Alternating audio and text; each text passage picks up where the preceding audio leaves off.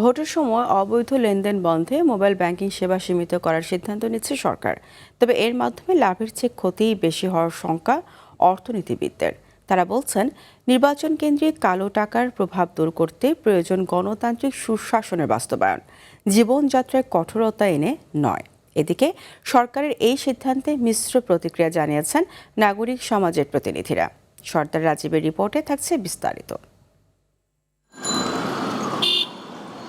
ত্রয়োদশ জাতীয় সংসদের নির্বাচন উপলক্ষে মোবাইল ও ইন্টারনেট ব্যাংকিং সেবার উপর কঠোর বিধিনিষেধের পরিকল্পনা রয়েছে বাংলাদেশ ব্যাংকের। নির্বাচনে কালো টাকার প্রভাব বন্ধ করতে এই উদ্যোগ নিয়েছে নির্বাচন কমিশন। আগামী ৮ থেকে ১৩ ফেব্রুয়ারি পর্যন্ত কার্যকর থাকবে বিশেষ এই কড়াকড়ি। এ সময় বিকাশ, নগদ এবং রকেটের গ্রাহকরা একসাথে সর্বোচ্চ ১,০০০ টাকা পাঠাতে পারবেন। দিনে একজন লেনদেন করতে পারবেন সর্বোচ্চ ১০,০০০ টাকা।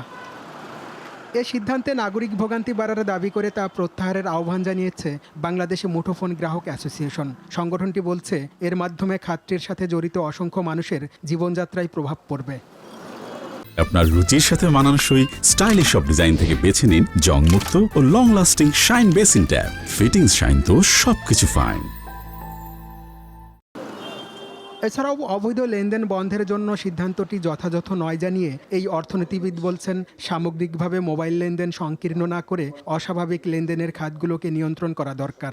মোবাইল ফাইন্যান্সিয়াল সার্ভিস লিমিট করলেই ভোট কেনা বেচা বন্ধ করতে পারবো? এটা তো সার্বিক সুশাসনের ব্যাপার। যদি কেউ ভোট কেনার মতো কাজে এনগেজড হতেই চায়, তাকে তো আপনি শুধুমাত্র এটা দিয়ে বাধা দিতে পারবেন না। কিন্তু এটা সীমিত করার মাধ্যমে রেগুলার যে ইকোনমিক অ্যাক্টিভিটি বা সোশ্যাল ট্রানজ্যাকশন যে দৈনন্দিন, সেগুলো কিন্তু একটু সীমিত হয়ে গেল। সেইখানে এই মোবাইল ফাইন্যান্সিয়াল সার্ভিসের যে অ্যামাউন্ট পার ডে অ্যালাউড, সেটাকে সীমিত করার প্রয়োজন ছিল বলে আমি মনে করি না।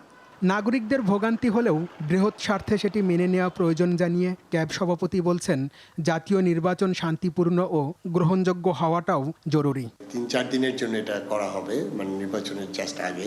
তো সেক্ষেত্রে যাদের এই লেনদেনের বিষয়গুলো থাকবে, তারা আগে থেকেই তাদের এইগুলো লেনদেন করতে পারে। কারণ হলো যে নির্বাচন তো আমাকে সুষ্ঠুভাবে করতে হবে। বিকাশে বা নগদে টাকা লেনদেনের এটা সীমিত করার ফলে ভোক্তার ভোগান্তির থেকে বরঞ্চ সবচেয়ে ইম্পর্টেন্ট হলো যে এবারে যেন টাকা দিয়ে ভোট কেনা না হয়, এটা আরও বেশি ইম্পর্টেন্ট। বর্তমানে মোবাইল ব্যাংকিং সেবার গ্রাহকরা দিনে ৫০টি লেনদেনের মাধ্যমে সর্বোচ্চ ৫০,০০০ টাকা পর্যন্ত লেনদেন করতে পারেন। সর্দার রাজীব, RTV, ঢাকা।